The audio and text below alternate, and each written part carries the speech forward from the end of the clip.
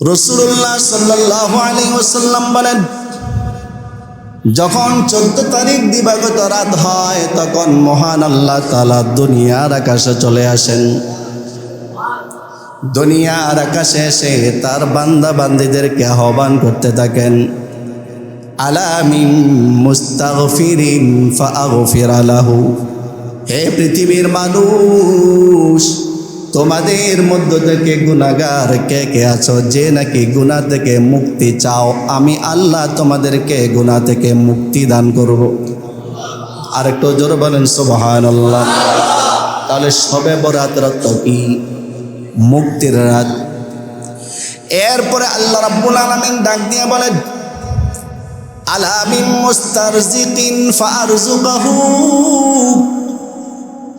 তোমাদের মধ্যে কে কে অভাবে আছো, টাকা পয়সা নেই, খাদ্য নেই, চলতে কষ্ট হচ্ছে, অভাব, তোমাদের মধ্য থেকে অভাব থেকে মুক্তি কে কে চাও, আমি আল্লাহ তোমাদেরকে অভাব থেকে মুক্তি দান করব। আল্লাহ রাব্বুল আলামিন ডাক দিয়ে বলেন, আলা মিন মুবতালান ফাউআফিয়াহু ফীহি। তোমাদের মধ্যে কারা কারা অসুস্থ আছো এবং আমি আল্লাহর কাছে শেফা চাও, আমি আল্লাহর কাছে রোগ থেকে মুক্তি চাও, আমি আল্লাহ তোমাদেরকে রোগ থেকে মুক্তি দান করব। সত্যায়ন টিভি, শুদ্ধতা ছড়াই প্রাণে প্রাণে। আমি আপনাদের সামনে পবিত্র কোরআনের সূরাতুন নিসার 48 নম্বর আয়াত তেলাওয়াত করেছি এবং রাসূল করিম সাল্লাল্লাহু আলাইহি ওয়াসাল্লামের অসংখ্য হাদিস থেকে ছোট্ট একটা হাদিস পাঠ করেছি। যেহেতু আরবি মাস শাবান মাস চলছে, শাবান মাসের আজকে 10 তারিখ, তাহলে 14 তারিখ দিবাগত রাত, যাকে আমরা শবে বরাত বলি, অর্থাৎ আগামী মঙ্গলবার দিবাগত রাত হচ্ছে শবে বরাত। এই বিষয়ে কিঞ্চিত আলোচনা না করলে আমাদের কি করণীয় কি বর্জনীয় কিছু আমরা জানতে পারবো না, বুঝতে পারবো না। শবে বরাত এটা পড়েছে আরবি শাবান মাসে। কোন মাসে? শাবান মাসে পড়েছে। শাবান শব্দের অর্থ হচ্ছে বিস্তৃত হওয়া। 1 নম্বর অর্থ বলেন, 1 নম্বর অর্থ কি? শাবান শব্দের অর্থ বিস্তৃত হওয়া। 2 নম্বর অর্থ চারিদিকে ছড়িয়ে পড়া। 2 নম্বর অর্থ কি? তাবিদা নিকট্য। তাহলে শাবান শব্দের কয়টা অর্থ পেলাম? 1 নম্বর বিস্তৃত হওয়া, 2 নম্বর অর্থাৎ এই মাসে আল্লাহ রাব্বুল আলামিন তার সমস্ত মাখলুকের মাঝে তার রহমত বিস্তার করেন। এই মাসে আল্লাহ রাব্বুল আলামিন তার রহমত চারিদিকে ছড়িয়ে দেন। সুবহানাল্লাহ বলেন। শাবান শব্দের অর্থের দিকে আমরা যদি তাকাই, তাহলে শাবান শব্দের অর্থটাই আমাদেরকে বলে যে তোমরা অন্যান্য মাসের মতো অলসতা করো। যে ব্যক্তি শাবান মাসে আল্লাহ তাআলার ইবাদত বন্দেগী করবে, আল্লাহ তাআলা তাকে বেশি বেশি নেকি দান করবেন। যে ব্যক্তি শাবান মাসে আল্লাহ তাআলার ইবাদত বন্দেগী করবে, সে ব্যক্তি আল্লাহ তাআলার ভালোবাসা অর্জন করতে পারবে। যে ব্যক্তি শাবান মাসে ইবাদত বন্দেগী করবে, আল্লাহ তাআলা তার ঈমানের নূর, ঈমানের আলো বাড়িয়ে দিবেন।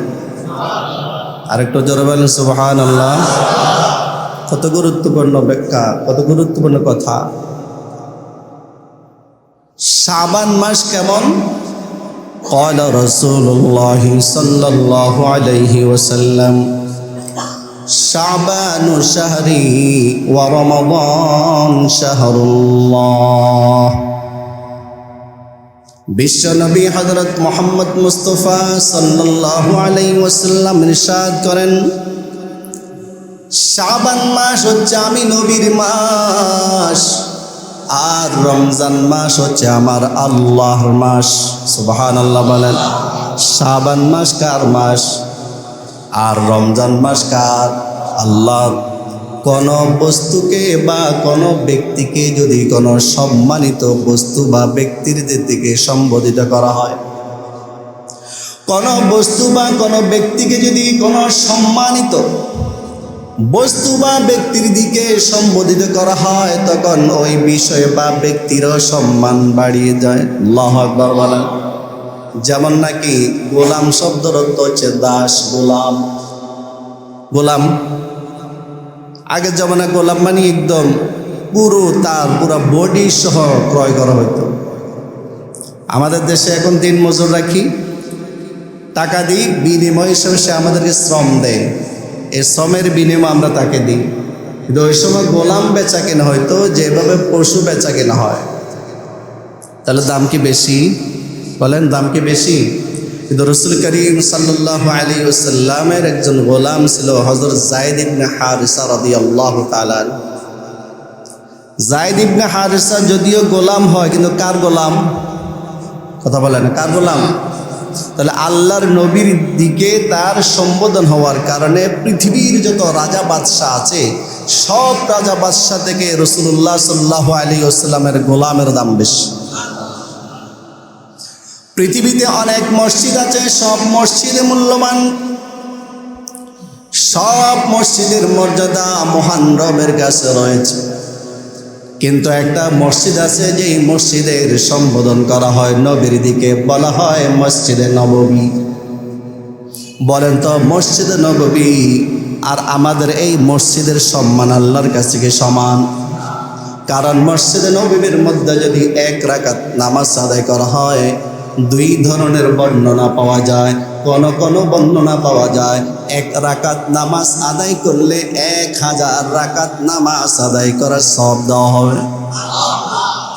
আর কোন কোন বর্ণনা পাওয়া যায় মসজিদে নববীতে যদি 1 রাকাত নামাজ আদায় করা হয়, তাহলে আল্লাহ তাআলা তার আমলনামায় 50,000 রাকাত নামাজ আদায় করার সওয়াব দান করবেন।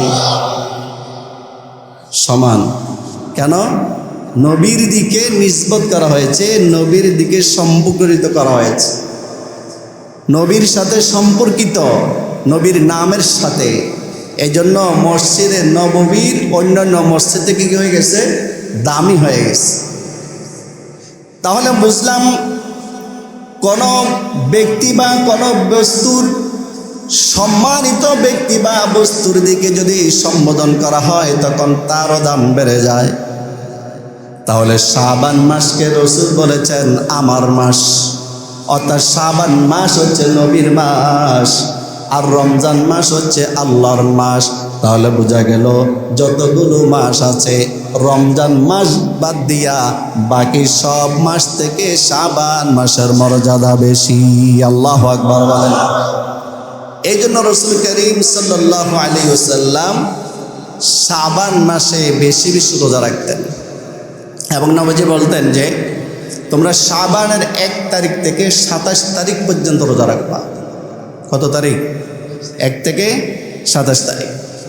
তবে 28, 29 রোজা রাখবা না, কারণ আরবি মাস 29 তো হয়, 30 তো হয়, কিন্তু 28 হয় না। তো নবীজি বলেছেন 1 থেকে 27 পর্যন্ত, 27 তারিখ পর্যন্ত তোমরা রোজা রাখবা। তবে 28, 29 রোজা রাখবা না, কারণ তোমরা যেন নতুন উদ্যমের সাথে, পুরো আগ্রহের সাথে তোমরা রমজান মাসের রোজা আরম্ভ করতে পারো। কারণ একদম রোজার আগের দিন তোমরা যদি এই নফল রোজা রাখো, শাবান মাসের ক্লান্ত হয়ে যাবা, আগ্রহ থাকবে না, রমজান মাসের রোজার আগ্রহটা থাকবে না। এই জন্য ওই 2 দিন গ্যাপ দিবা, যাতে করে পরিপূর্ণ প্রস্তুতি গ্রহণ করিয়া রমজান মাসের রোজা তোমরা শুরু করতে পারো। সুবহানাল্লাহ। যেন আল্লাহ নবীজি শাবান মাসে রোজা রাখার জন্য বলতেন, এবং তিনি বেশি বেশি রোজাও রাখতেন। আম্মা জান আয়েশা আমাদের নবীকে প্রশ্ন করলেন, ইয়া রাসূলুল্লাহ, কেন আপনি শাবান মাসে বেশি বেশি রোজা রাখেন?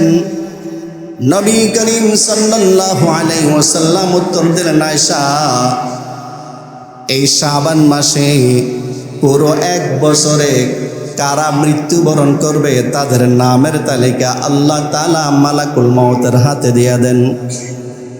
আমি চাই আমি রোজা রাখা অবস্থায় যেন আমার মৃত্যুর পরোয়ানাটা লেখা হয়। আল্লাহু আকবার বলেন। এই যে একটা কথা পেলাম, শাবান মাসে মৃত্যুর পরোয়ানা লেখা হয়। আমি চাই রোজা অবস্থায় যেন আমার মৃত্যুর পরোয়ানাটা লেখা। সাহাবায়ে কেরাম শাবান মাস যখন আসতো তখন কি করতেন? সাহাবায়ে কেরাম শাবান মাস শুরু হওয়ার সাথে সাথে কোরআন তেলাওয়াতে মশগুল হয়ে পড়তেন। কোরআন তেলাওয়াত শাবান মাসে বেশি বেশি কোরআন তেলাওয়াত করতেন। আর যে সমস্ত সাহাবায়ে কেরামের উপর যাকাত ফরজ ছিল তারা যাকাত আদায় করে দিতেন, যাতে করে রমজান মাসে গরিব সাহাবীরা রমজান মাস ভালোভাবে শুরু করতে পারে। আর যারা নাকি বিচারক ছিলেন আসামিদের বিচার করে দিতেন, হয় শাস্তি দিতেন না হয় মুক্তি দিয়ে দিতেন। সুবহানাল্লাহ বলেন। শাবান মাস কত সুন্দর। আর রমজান মাসের চাঁদ দেখার সাথে সাথে গোসল করে তারা এতেকাফে বসে যেতেন। সুবহানাল্লাহ। আমরা কি করি? আমাদের মধ্যে অনেক ধরনের লোক আছে। কিছু মানুষ আছে কি শাবান কি রমজান হিসাবে নাই, তাদের কাছে 12 মাসে সমান। কিছু লোক আছে না, আল্লাহ আল্লাহ করে, আল্লাহ ভক্ত, মোটামুটি ইবাদত করে, তো বলে যে রমজান মাস আসুক তারপরে শুরু করব। রমজান অপেক্ষা থাকে। মনে করবেন দিন হচ্ছে 3 প্রকার, রাত আর দিন আছে না? রাতের বিপরীতে যে দিন, এই দিন কত প্রকার? 3 প্রকার। গতকালকের দিন, আজকের দিন, আগামী দিন, নাকি এর বাইরে আছে? গতকাল যেটা চলে গেছে চলে গেছে। গতকাল যেভাবে যাক আপনি শিক্ষা অর্জন করতে পারবেন, কিন্তু আফসোস করে কোনো লাভ নেই। যেমন পাখি যদি ক্ষেতের ফসল সব খেয়ে উড়াল দিয়ে চলে যায়, আপনি সেখানে কান্না করবেন বসে বসে, কোনো লাভ নাই। তবে শিক্ষা অর্জন করেন, ভবিষ্যতে যেন পাখি ফসল খেতে না পারে। তাহলে অতীত থেকে আমাদের শিক্ষা নেওয়ার আছে, কিন্তু আফসোস করে কোনো লাভ নাই, কান্নাকাটি করে কোনো লাভ হবে না। শিক্ষা অর্জন করতে হবে অতীত থেকে। ভবিষ্যৎ আগামীকালকের কোনো গ্যারান্টি নেই। আগামীকাল, এই যে আগামীকাল, এটা আস্তে আস্তে তো একদিন লাগবে, তারপরে না আগামীকাল আসবে। একদিনের মধ্যে তো 24 ঘন্টা, 24 ঘন্টা তো দূরের কথা, 24 মিনিট দূরের কথা, 24 সেকেন্ড কেউ থাকার কোনো গ্যারান্টি আছে? তাহলে আমি আগামীকাল কোনো কাজ আগামীকালকের জন্য ঝুলিয়ে না রাখা। তাহলে করতে হবে কখন? আজকে করতে হবে আমাকে। গতকাল আগামীকাল করতে হবে কোন কালে? আজকে করতে হবে। ঠিক তদ্রূপভাবে আমাদের থেকে রজব মাস বিদায় নিয়েছে, রমজান মাস আসতেছে। রজব মাস থেকে শিক্ষা অর্জন করব, কিন্তু রমজান মাস সামনে আসতেছে, এটার অপেক্ষা করব না, বরং শাবান মাস, এই মাসে আমরা আমল শুরু করে দেব। সুবহানাল্লাহ। কথাকে বুঝাতে পারছি? রমজান মাসে অপেক্ষা করব না। ওয়ালা ইউআখিরুল্লাহু নাফসান ইযা জাআ আজালুহা ওয়াল্লাহু খাবীরুম বিমা তা'মালুন। যখনই মৃত্যুর সময় আসবে সাথে সাথে মৃত্যু হয়ে যাবে, 1 মুহূর্ত অবকাশ দেওয়া হবে না। তাহলে এখন আমাদের করণীয় কি? রমজান মাস আসতে আমল শুরু করব। কি এই মাসে ও তার মানে আজকে দিন দরকার নাই, কারণ এই মাসে তো আর কয়েকদিন আছে। তাহলে কি আজকে মানে এখন থেকে, এই যে এখন যে শুনতেছি বলেন, এটা একটা আমল নাকি ঘুমাইবেন? তাহলে ঘুম থেকে বয়ানের মূল্য অনেক বেশি না? বেশি। এই শাবান মাসে আল্লাহ রাব্বুল আলামিন আমাদেরকে গুরুত্বপূর্ণ মর্যাদাপূর্ণ একটি রাত দান করেছেন, যে রাতকে হাদিসের ভাষায় লাইলাতুন নিসফি মিন শাবান বলা হয়, শাবানের অর্ধরাত। অর্থাৎ 14 তারিখ দিবাগত রাত। এই শাবানের 14 তারিখ দিবাগত রাত যাকে শবে বরাত বলি আমরা, এই শবে বরাতের ফজিলত সম্পর্কে কম পক্ষে 10 জন সাহাবী থেকে হাদিস বর্ণিত আছে। সুবহানাল্লাহ বলেন। কোন কোন হাদিসের মধ্যে দুর্বলতা আছে, সেজন্য অনেকে বলেই ফেলে যে শবে বরাতের কোনো ভিত্তি নেই। কিন্তু একটা নীতিমালা শোনাচ্ছি আপনাদেরকে, কোন হাদিসের সনদগতভাবে যদি দুর্বলতাও থাকে, ওই হাদিসের কথাটাকে অন্যান্য হাদিস যদি সমর্থন করে, তখন যে হাদিসের দুর্বলতা আছে সেই দুর্বলতাটা কেটে যায়, অর্থাৎ ওই হাদিসটা আমলযোগ্য হয়ে যায়। সুবহানাল্লাহ বলেন। তাহলে একটা হাদিসের মধ্যে দুর্বলতা থাকলেও আরো 9টা হাদিস আছে। 2টা হাদিসের মধ্যে দুর্বলতা থাকলেও আরো কয়টা হাদিস আছে? আচ্ছা, 5টা হাদিসের মধ্যে দুর্বলতা থাকলেও আরো কয়টা আছে? তা আমার যদি 9টা হাদিসের মধ্যে দুর্বলতা থাকে, মাত্র একজন সাহাবী থেকে যদি বর্ণিত থাকে, সেটার উপর তো আমল করতে পারি। আমল করলে তো আর গুনাহ হইতেছে না। তবে ফরজের পর্যায়ে নেব না আমরা। শরীয়তের প্রত্যেকটি বিধান একটা স্তর আছে, ওই স্তরে রেখেই আমরা আমল করব। বাড়াবাড়িয়ে করব না, ছাড়াছাড়িয়ে করব না, ইনশাআল্লাহ। ইনশাআল্লাহ বলেন। শবে বরাত শব্দের অর্থ কি? শব মানে রাত, বারাত মানে মুক্তি। শব এটা ফার্সি শব্দ, বারাত এটা আরবি শব্দ। তাহলে ফার্সি এবং আরবি মিলাইয়ে শবে বরাত। অনেকে বলে শবে বরাত অর্থ হচ্ছে ভাগ্য রজনী, এই অর্থটা ভুল। কারণ বারাআতুল শব্দের অর্থ হচ্ছে মুক্তি। তাহলে শবে বরাত অর্থ কি হবে? মুক্তির রাত। শবে বরাত অর্থ কি হবে? মুক্তির রাত। তাহলে ভাগ্য কোত্থেকে আসলো? হ্যাঁ, একটা হাদিসের মধ্যে আছে যে 2টি রাত্রে আল্লাহ তাআলা ভাগ্য নির্ধারণ করেন। একটা হচ্ছে শবে বরাত, আর একটা হচ্ছে শবে কদর। তো শবে বরাত এবং শবে কদরে আল্লাহ তাআলা ভাগ্য নির্ধারণ করেন। এটা হাদিসের আলোকে আমরা বলতে পারবো এই রাতটা ভাগ্য রজনী। কিন্তু শবে বরাতের অর্থ কিন্তু ভাগ্য রজনী না। বুঝাইতে পারিনি মনে হয়। শবে বরাতটা যদিও ভাগ্য রজনী হয়, হাদিসের আলোকে ভাগ্য রজনী হবে, কিন্তু শবে বরাতের অর্থ অনুযায়ী না। শবে বরাত শব্দের অর্থ কি? সব মানে রাত, বারাত মানে মুক্তি। শবে বরাতের অর্থ কি হবে তাহলে? মুক্তির রাত। এখন আসেন, শবে বরাতের অর্থ যদি মুক্তির রাত হয়, তাহলে কিসের থেকে মুক্তি পাবো? রাসূলুল্লাহ সাল্লাল্লাহু আলাইহি ওয়াসাল্লাম বলেন, যখন 14 তারিখ দিবাগত রাত হয়, তখন মহান আল্লাহ তাআলা দুনিয়ার আকাশে চলে আসেন।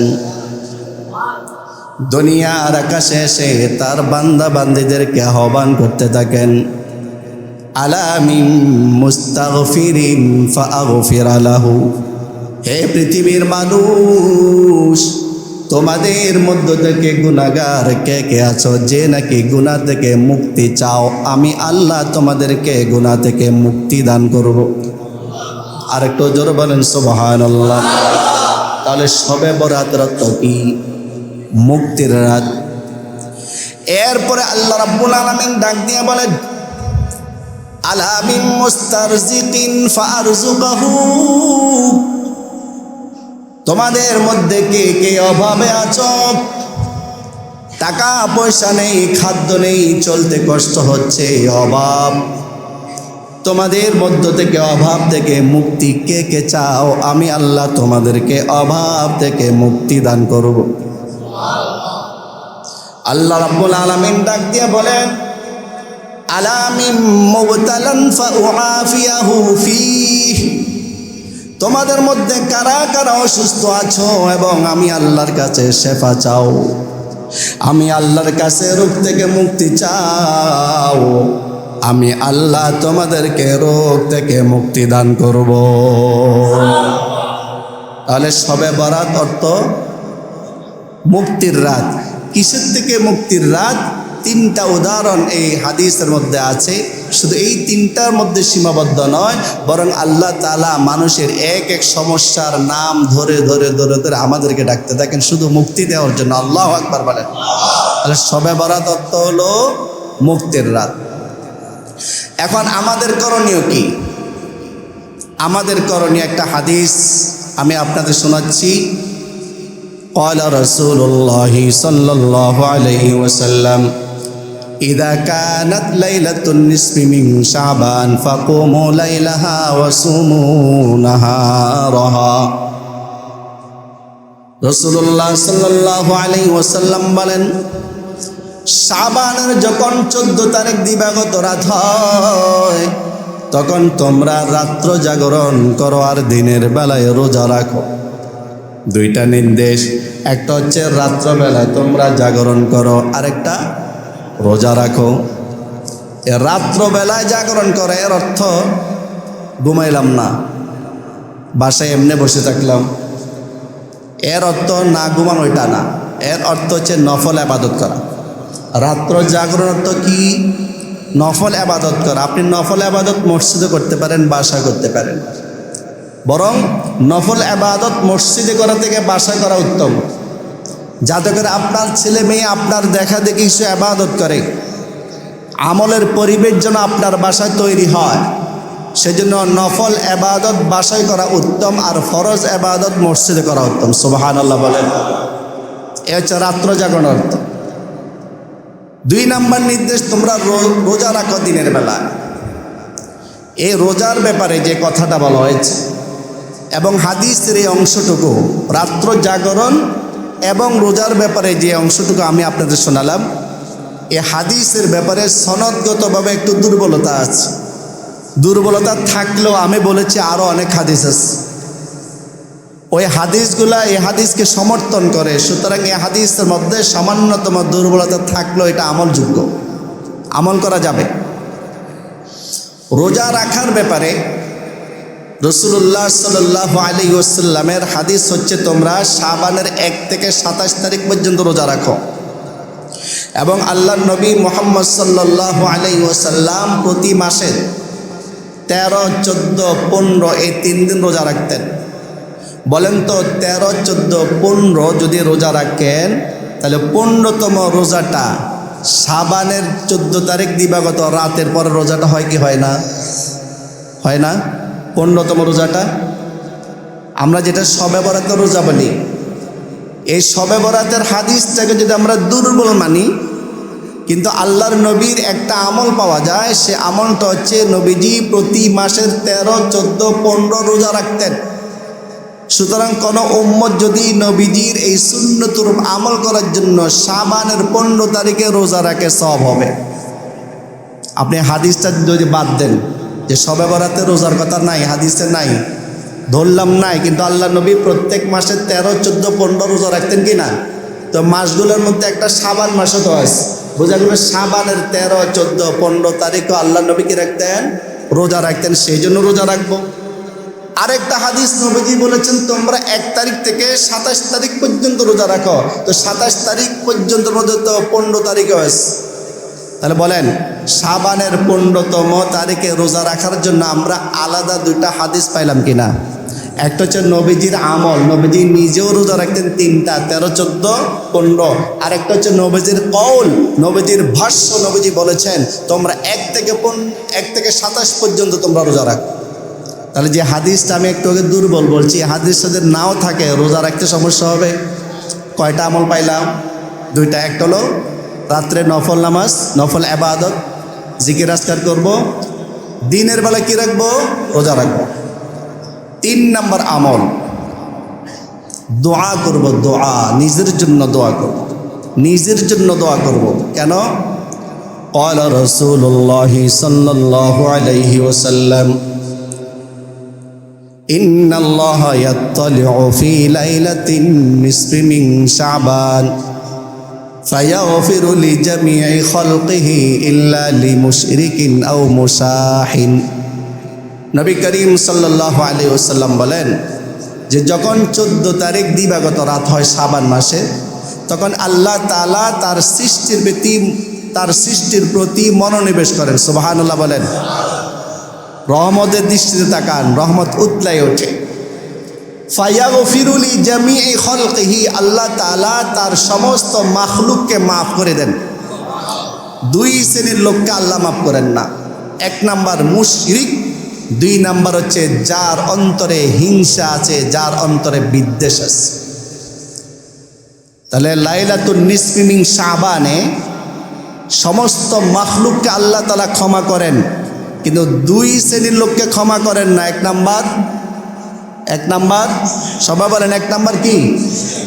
দুই নাম্বার যার অন্তরে হিংসা বিদ্বেষ আছে। মুশরিককে আল্লাহ তাআলা ক্ষমা করবেন না।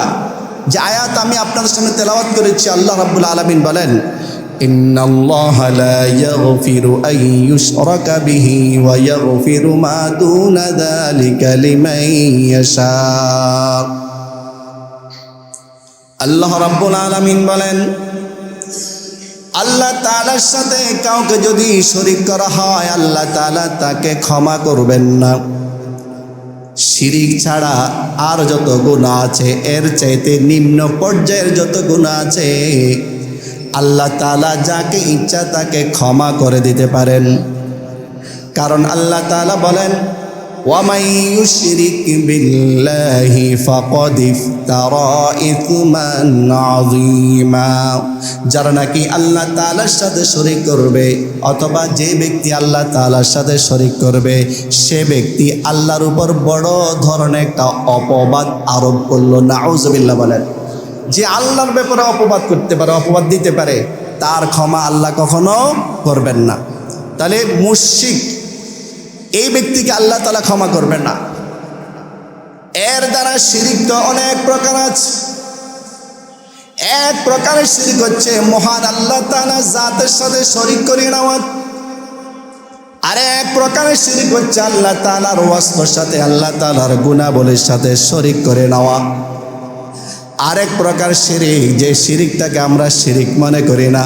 মানুষ অনেক আছে যারা নাকি ইবাদত করে আল্লাহকে দেখানোর জন্য নয়, আল্লাহকে খুশি করার জন্য নয়, বরং মানুষের মুখ থেকে প্রশংসা পাওয়ার জন্য ইবাদত করে। এটাও এক প্রকারের শিরিক।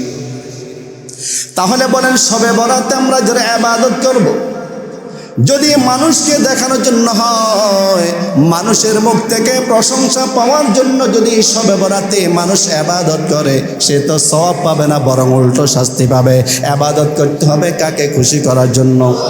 আরো জোরে বলেন, কাকে খুশি করার জন্য? এক নাম্বার আমল মনে আছে, রাত রোজা করব। দুই নাম্বার রোজা। তিন নাম্বার দোয়া করব নিজের জন্য, যা যা আমার প্রয়োজন সব দোয়া করব। চার নাম্বার আমল, যারা ইন্তেকাল করেছেন, মা ইন্তেকাল করেছেন, বাবা ইন্তেকাল করেছেন, নিজের শিক্ষকরা ইন্তেকাল করেছেন, আত্মীয় স্বজন ইন্তেকাল করেছেন, তাদের জন্য ইসালে সওয়াব করব। তার প্রমাণ এই শবে বরাতে। বলতে পারেন শবে বরাত তো কোরআনেও নয়, হাদিসও নয়। হ্যাঁ ঠিক আছে, শবে বরাত কিভাবে থাকবে কোরআনে? শব্দ ফারসি শব্দ, আর কোরআন তো আরবি, কিভাবে কোরআনে থাকবে? হাদিসও নাই, কারণ হাদিস তো হচ্ছে আরবি। তাহলে সব ফারসি শব্দটা কিভাবে থাকবে? শবে বরাত, এই শবে বরাত এই বাক্যটা না আছে কোরআনে, না আছে হাদিসে। হাদিস আছে লাইলাতুন নিসফি মিন শাবান, শাবানের অর্ধরাত্রি, অর্থাৎ 14 তারিখ দিবাগত রাত। যেমন নামাজ পবিত্র কোরআনেও নয়, হাদিসও নাই। আছে কি আছে? সালাত আছে। রোজা কোরআনেও নাই, হাদিসেও নাই। কি আছে? সিয়াম। এভাবে তাহলে শবে বরাত এই শব্দটা কোরআন এবং হাদিসে না থাকলেও এই জিনিসটা যেটা বোঝানো হয়েছে ওইটা কিন্তু আছে হাদিস। সুবহানাল্লাহ বলেন। তো যাই হোক, এই লাইলাতুন নিসফি মিন শাবানে রাসূল করিম সাল্লাল্লাহু আলাইহি ওয়াসাল্লাম আম্মা জান আয়েশার কাছে গেলেন। আম্মা জান আয়েশা বলেন, আল্লাহর নবী আমার কামরায় প্রবেশ করার পর জামা খুললেন, তারপর তিনি কিন্তু শয়ন না করে আবার জামাটা পরিধান করে বের হয়ে গেলেন। নবীজি সাধারণত বাইরে থেকে এসে জামাটা খুলতেন, তারপর শুইতেন, কিন্তু ওই দিন জামাটা খুললেন শোয়ার জন্য, না শুয়া জামাটা পরে আবার বের হয়ে গেছে। আম্মা জান আয়েশা বলেন, যেহেতু নবীজির একাধিক স্ত্রী ছিলেন, আমি মনে করেছিলাম আমার কোনো অন্য সতীনের ঘরে নবীজি গেছেন কিনা, আমার একটু খারাপ লেগেছিল। আমি আমার সতীনদের ঘরে খুঁজলাম, নাই, নবীজিকে পাওয়া গেল না। আমি খুঁজতে খুঁজতে মদিনার কবরস্থান জান্নাতুল বাকিতে গেলাম। জান্নাতুল বাকিতে গিয়া দেখি নবীজি আকাশের দিকে তাকাইয়া হাত তুলে আল্লাহকে বলতেছেন, আল্লাহ আমাকে মাফ করে দেন। নবীজি হাত তুলে আল্লাহকে বলতেছেন, আল্লাহ যত মানুষ ইন্তেকাল করেছেন, যত মুসলিম নর নারী ইন্তেকাল করেছেন, যত মোমেন ইন্তেকাল করেছেন, সবাইকে আপনি মাফ করে দেন। নবীজি বলে, আল্লাহ যারা নাকি ইসলামের জন্য শহীদ হয়েছে, যারা নাকি ইসলামের জন্য নিজের প্রাণটুকু পর্যন্ত দিয়েছে, আল্লাহ আপনি তাদেরকে মাফ করে দেন। সুবহানাল্লাহ বলেন। আম্মা জান আয়েশা বলেন, আমি লজ্জিত হয়ে গেলাম। আমাকে নবীজি দেখে বললেন, আয়েশা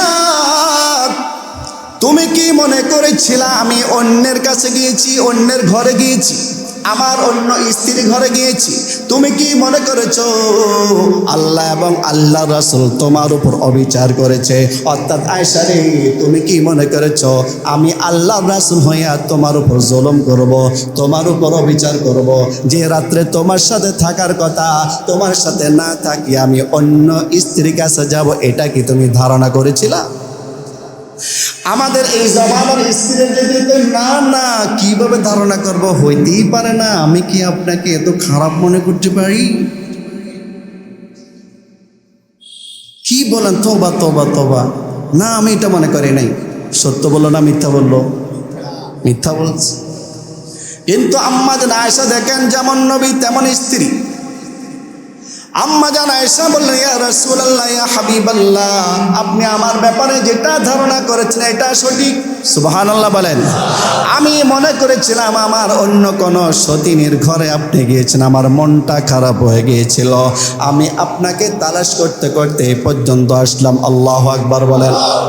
আল্লাহর নবী বললেন, আয়েশা শোনো, আজকে রাত হচ্ছে লাইলাতুন নিসফি মিন শাবান, শাবানের 14 তারিখ দিবাগত রাত। এই রাতে আল্লাহ তাআলা অসংখ্য তার বান্দা বান্দিকে ক্ষমা করে দেন। কি পরিমাণ ক্ষমা করেন আয়েশা?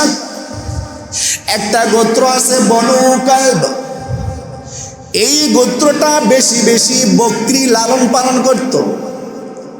বনু কালব গোত্রের যতগুলো বকরি আছে, সব বকরির পশমকে যদি একত্রিত করা হয়, যেই পরিমাণ হবে, আমার আল্লাহ তার আরো বেশি বেশি গুনাহগার বান্দা বান্দীদেরকে এই রাত্রে ক্ষমা করে দেয়। কয় নাম্বার আমল? 4 নাম্বার আমল। 3 নাম্বার হচ্ছে নিজের জন্য দোয়া, 4 নাম্বার হচ্ছে যারা ইন্তেকাল করেছেন তাদের জন্য দোয়া। 5 নাম্বার আমল আমরা করব, কবরস্থানে যাব জিয়ারত করার জন্য, ইসাল সওয়াব করার জন্য কবরস্থানে যাব। তবে কবরস্থানে যাব নবীজি যেভাবে গিয়েছেন, যতবার গিয়েছেন সেভাবে যাব, ততবার যাব। নবী করিম সাল্লাল্লাহু আলাইহি ওয়াসাল্লাম একা একা জীবনে একবার লাইলাতুন নিসফি মিন শাবানে কবরস্থানে গিয়েছেন। কি বলছি বলেন? একা একা। কতবার? সারা জীবনে কতবার? তাহলে এখন আমাদের উচিত সারা জীবনে কতবার? একবার। কি মিছিল নিয়া? কি একা একা যাব? আমি আগে বলেছি, শরীয়তের প্রত্যেকটা বিধানে যে স্তর আছে ওই স্তরে রেখে আমরা আমল করব। তবে এটা যাওয়াটা জরুরি না। ওলামায়ে কেরাম লিখেছেন এটা মুস্তাহাব পর্যায়ের। সারা জীবনে লাইলাতুন নিসফি মিন শাবানে কবরস্থানে গিয়া কবর জিয়ারত করা, ইসালে সওয়াব করা সারা জীবনে একবার মুস্তাহাব। সারা জীবনে কয়বার মুস্তাহাব? একবার মুস্তাহাব। যদি পারি আলহামদুলিল্লাহ, না পারলে কোনো গুনাহ হবে না। কয় নাম্বার আমল গেল? 5 নাম্বার। 6 নাম্বার আমল, যে এবাদতের কথা এতক্ষণ পর্যন্ত আমি আপনাদের সঙ্গে উপস্থাপন করেছি, সে এবাদতগুলো শুরু করার আগে একটু গোসল করে নেব। কি করে নেব? গোসল করে। অর্থাৎ মাগরিবের এবার আজান দেবে, সূর্যাস্তের সাথে সাথে তো কি হয়ে গেল?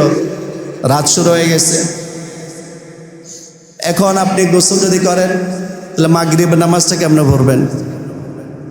সেক্ষেত্রে সাধারণত আমাদের এই দেশে শবে বরাতে এশারের পরে কিছু বয়ান হয়, তারপর আমলটা করে।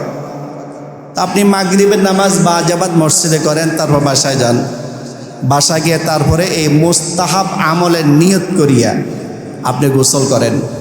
গোসল করে সুন্দরভাবে এশার নামাজ পড়ার জন্য আসবেন। এশার পরে আমল করিয়া আপনি তারপরে ঘরে চলে যান অথবা কবরস্থানে যান। কোনো সমস্যা হবে এভাবে করলে? কোনো সমস্যা হবে? তাহলে কয়টা আমলের কথা বললাম? এই 6টা আমল ব্যতীত আরও যত আমল আছে একটাও শরীয়তে নাই। আমরা যে আমলগুলো করি আর কি, আমি আমল বললাম, কি আমল করি আমরা? আমরা পটকা ফুটাই, আতশবাজি করি, মোমবাতি জ্বালাই, এগুলো আমল। তবে কেমন আমল? নেক আমল না বদ আমল? বদ আমল। তাহলে শবে বরাত এত গুরুত্বপূর্ণ একটা রাতে নেক আমল না করে যদি বদ আমল করা হয়, অন্যান্য রাতে বদ আমল করলে যে পরিমাণ শাস্তি পাবে এর চেয়ে বেশি শাস্তি কে দিবেন? আল্লাহ তাআলা দেবেন। বলেন যে হুজুর ছেলে মেয়ে তো মানে না, ওদেরকে বোঝাই। থাক, ছোট তো, এখন তো তাদের উপর শরীয়তের বিধান এখনো আরোপ হয় নাই। অনেক পণ্ডিত আছে কিন্তু এরকম বলে, আচ্ছা সে যে পটকাটা কিনলো, আতশবাজি করছে, মোমবাতি জ্বালাচ্ছে, টাকাগুলো কার? কথা বলেন, কথাগুলো কার? অভিভাবকের। আমি মা বাবা বলবো না, অনেক আছে মাও নেয় বাবা নেয়, তাকে মামা লালন পালন করে, তাহলে অভিভাবককে এখানে মামা। এই অভিভাবকের জবাবদিহি করতে হবে আল্লাহর দরবারে। তুমি নাবালেগ বলিয়ে ছেড়ে দিলা, তোমার সামনে পাপ কাজ করছে, তুমি সমর্থন করছো এবং সহযোগিতা করছো। পাপ কাজ নিজে করলে যেমনিভাবে পাপ, পাপ কাজকে সমর্থন করলে এবং সহযোগিতা করলেও একই পাপ। তার গুনাহ হবে না, সে নাবালেগ, কিন্তু তোমার টাকা দিয়ে সে করছে, তোমার টাকার তুমি হিসাব দিবা। তুমি যে পাপ কাজে সহযোগিতা করতেছো তারও হিসাব দিবা, এবং তুমি নিষেধ করতেছো না, সমর্থন করতেছো, এটারও তুমি হিসাব দেবা। তাহলে বলেন আমাদের ছেলে মেয়ে যারা এগুলা করে আমরা কি সমর্থন দিব?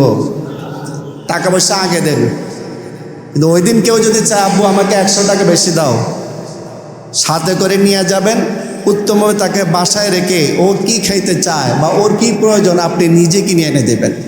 ইনশাআল্লাহ এভাবে যদি আমরা আমার পরিবারকে আমি গড়ে তুলতে পারি, কয়েকটা পরিবারের একটা সমাজ গঠিত হয়। কি বলেন? একটা এলাকা যদি এভাবে হয়ে যায়, পাশের এলাকাও ইনশাআল্লাহ ভালো হবে না? আল্লাহ রাব্বুল আলামিন আমাকে আপনাদেরকে বোঝার এবং আমল করার তৌফিক দান করুন। ওয়া আখিরু দাওয়ানা আলহামদুলিল্লাহ।